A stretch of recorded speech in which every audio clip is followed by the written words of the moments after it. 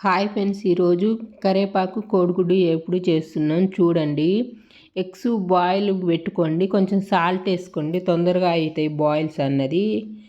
మసాలాలు తీసుకుంటాం, ఎండుమిర్చి, మిరియాలు, 2 లవంగాలు, కొంచెం ధనియాలు, ఎల్లిపాయలు, దాల్చిన చెక్క, ఇలాచి 2, ఎండు కొబ్బరి, గసగసాలు. ఇంతవరకు మసాలాలు చూసుకోండి. కళాయి పెట్టేసి కళాయిలో వేయించుకోండి ఎండుమిర్చి. కొద్దిసేపు దోరగా వేగినాక ఈ ఉన్న మసాలాలు కూడా దాంట్లో వేసి వేయించుకోండి. దోరగా మంచిగా వేగాలి. 2 నిమిషాలు చాలండి.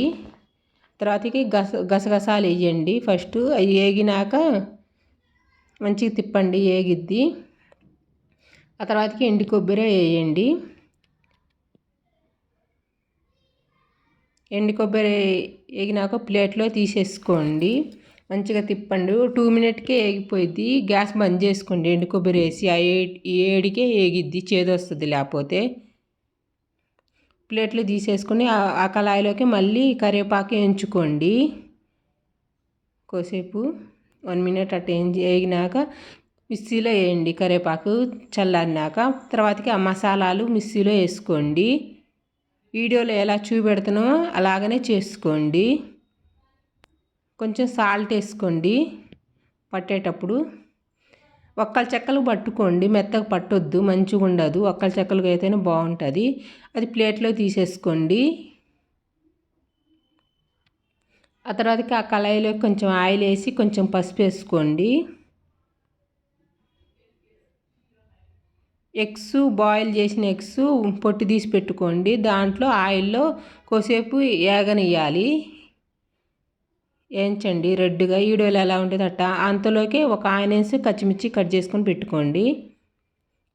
రెడ్గా వేగినాక ఒక ప్లేట్లో తీసేసుకోండి. అదే ఆయిల్లోకి కొంచెం తాలింపు గింజలు, కొంచెం జీలకర్ర వేసుకోండి. కొంచెం అది వేగినాక ఆనియన్స్ కట్ చేసుకొని పెట్టుకున్నవి వేసుకోండి ఆయిల్లోకి. పచ్చిమిరపకాయలు కూడా వేయండి. కొంచెం మగ్గాలి. మగ్గేసరికి కోడిగుడ్లు వేయించిని కట్ చేసుకొని పెట్టుకోండి. ఒక కోడిగుడ్లో 4 ముక్కలు చేయండి, కట్ చేయండి.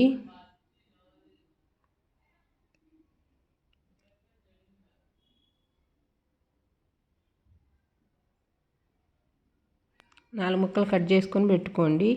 ఆ తర్వాతకి ఆనియన్స్లో కొంచెం అల్లం వెల్లుల్లి పేస్ట్ వేయండి.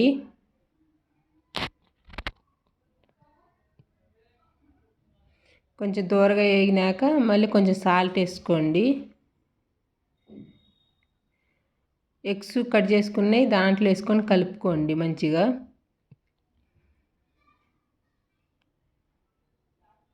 మనం మసాలా పట్టుకున్నాం కదా, అది తీసుకొని మళ్ళీ వేసుకోండి దాంట్లో. ఎగ్స్లోకి వేసి మంచిగా కలపండి.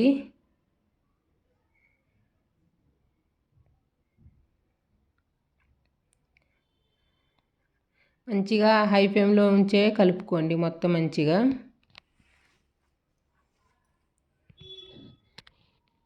ఒక గిన్నెలో తీసుకొని కొంచెం కొత్తిమీర చల్లుకోండి. ఇలాగైనా తినొచ్చు, రైస్లోకైనా తినొచ్చు. కరివేపాకు కోడిగుడ్డు ఎప్పుడు చేసినాం చూడండి. వీడియో మంచిగా ఉంటే చేసుకోండి ఇలాగనే.